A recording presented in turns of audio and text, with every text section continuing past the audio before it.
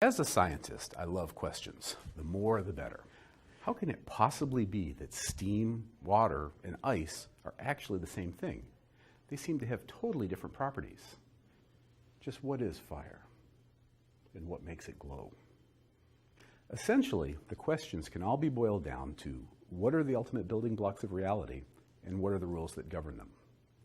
Questions like these have perplexed humanity for as long as we've kept records. And, of course, with questions have come answers, with varying degrees of sensibility, from the four elements of fire, water, air, and earth, to the more modern ideas of chemistry. However, in the last 50 years or so, we have made some very rapid progress. Indeed, our modern understanding of the underpinnings of the universe can explain phenomena from the behavior of atoms to how stars burn. We have a name for this understanding. It is called the Standard Model of Particle Physics, or just the Standard Model for short.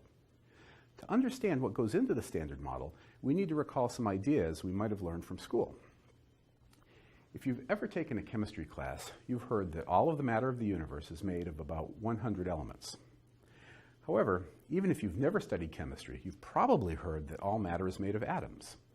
You've even probably seen this little logo for an atom, which shows a tiny nucleus with electrons swirling around it. Atoms like these are the smallest examples of the various elements, and you could reasonably think of them as the universe's ultimate building blocks. However, nearly a century ago, physicists realized that this wasn't the final word. We discovered that the nucleus of the atom was made of varying numbers of two particles called protons and neutrons. This was a substantial simplification in our understanding of the universe. Rather than 100 chemical elements, we now realized that with a mere 3 subatomic particles called protons, neutrons, and electrons, we could, in principle at least, construct an entire cosmos. And that is a pretty impressive achievement. However, while the building blocks of nature are important, we've forgotten an important point. This important point is force. Physicists know of 4 different forces. The most familiar force is gravity. It keeps us firmly attached to the Earth and governs the path of the stars and the planets in the sky. It turns out that gravity is actually a very weak force, and we don't understand how it works in the quantum realm. However, the 3 other forces are very well understood. The next most familiar force is electromagnetism. Electromagnetism is responsible for electricity and magnetism, of course, but it is the reason why light exists, and in the context of building matter, its most important attribute is that it is the force that binds the electrons to atomic nuclei and makes atoms.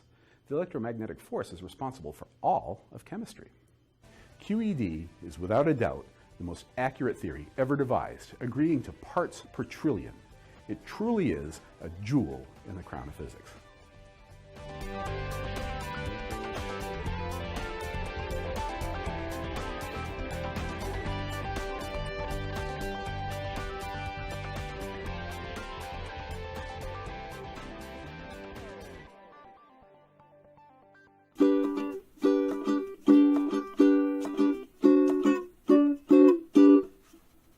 When we talk about the global electric circuit, we are describing how electricity naturally flows throughout Earth's atmosphere.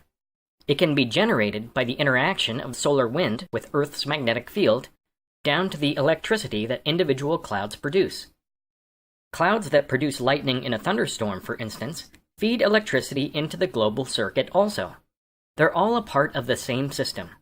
While we have known for a while that electricity exists in the atmosphere, scientists are just beginning to understand the relationships between the different events that affect it. Could the amount of electricity in the atmosphere change the way clouds and storms develop? Could blue jets shoot out of electrified clouds with or without lightning? By taking these things we know and translating them into a mathematical model, we can build a pretend Earth, a model to test things that we never could in the real world. From tornado-producing storms on the Great Plains to hurricanes forming in the Atlantic. Trying to create a model for the global electric circuit presents incredible challenges. First of all, studying the global electric circuit requires experts across many areas. Scientists who specialize in the uppermost atmosphere, solar wind, electromagnetism, chemistry, the physics of lightning, cloud formation, volcanic weather, and more. Dr. Jeffrey Forbes is leading the team attempting to model the global electric circuit, and he sums it up pretty well. We think that by pursuing an improved knowledge of the whole global electric system, that discoveries will emerge that we might not even have anticipated. And that's the way basic research goes. it wouldn't be called basic research if we already knew what the outcome was going to be.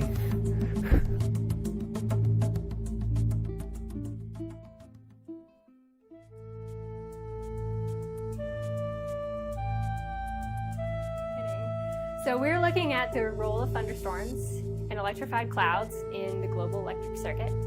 So a cloud doesn't have to actually be producing lightning to be electrified. And there's what we call a Wilson current that generally runs from the top of the cloud into the ionosphere and helps feed the global electric circuit.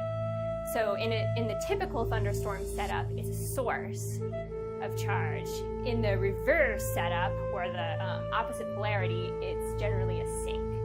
So we're hoping to find some parameters of thunderstorms, like we're looking at the speed of the updraft and how much ice is in there, and we're hoping we can relate that to how strong or weak the current is.